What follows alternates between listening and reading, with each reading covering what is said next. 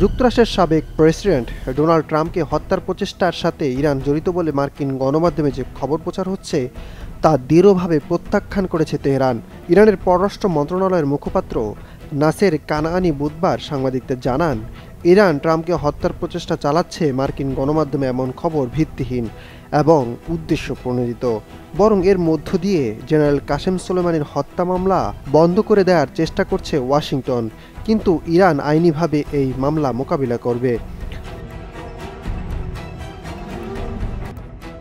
2020 সালের 3 জানুয়ারি ডোনাল্ড ট্রাম্পের সরাসরি নির্দেশে ইরাকের রাজধানী বাগদাদে ড্রোন থেকে ক্ষেপণাস্ত্র হামলা করে কাসেম সোলাইমানিকে হত্যা করা হয়।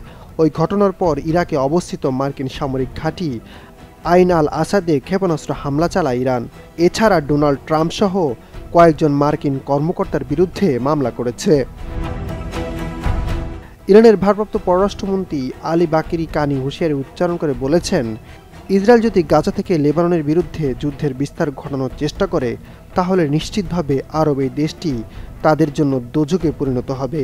নিউ ইয়র্কে জাতিসংঘ সদর দপ্তরে রাশিয়ার পররাষ্ট্রমন্ত্রী সের্গি ল্যাভরভের সঙ্গে বৈঠকের পর তিনি সাংবাদিকদের কাছে এই হুঁশিয়ারি উচ্চারণ করেন।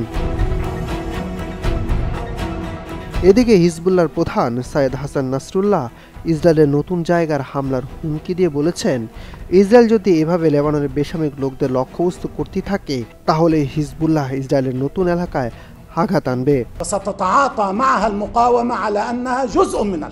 ব্রিটিশ বার্তা সংস্থা রয়টার্স জানায়, বুধবার টেলিভিশনে প্রচারিত এক ভাষণে এই হুমকি দেন।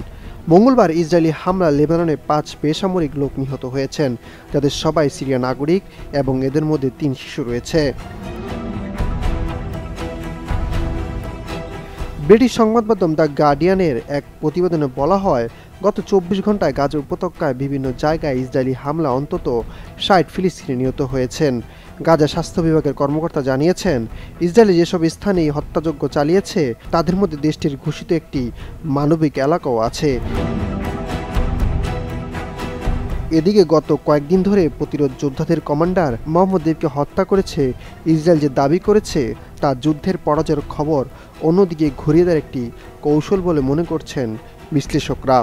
আরব বিশ্বের বিশ্লেষক আব্দুল বারি আওয়ান জানান, ফিলিস্তিনি প্রতিরোধ আন্দোলন যোদ্ধাদের সামরিক শাখা শহীদ কাসাম ব্রিগেডের শীর্ষস্থানীয় কমান্ডার মোহাম্মদ দেইফ সহ কমান্ডারদের হত্যার মিথ্যা খবর প্রচার করতে ইসরায়েলি মিডিয়াগুলোকে ব্যবহার করা হচ্ছে। যুদ্ধে ইসরায়েলের নাজুক পরিস্থিতি প্রকাশ যেন না পায়, এটি তারই কৌশল।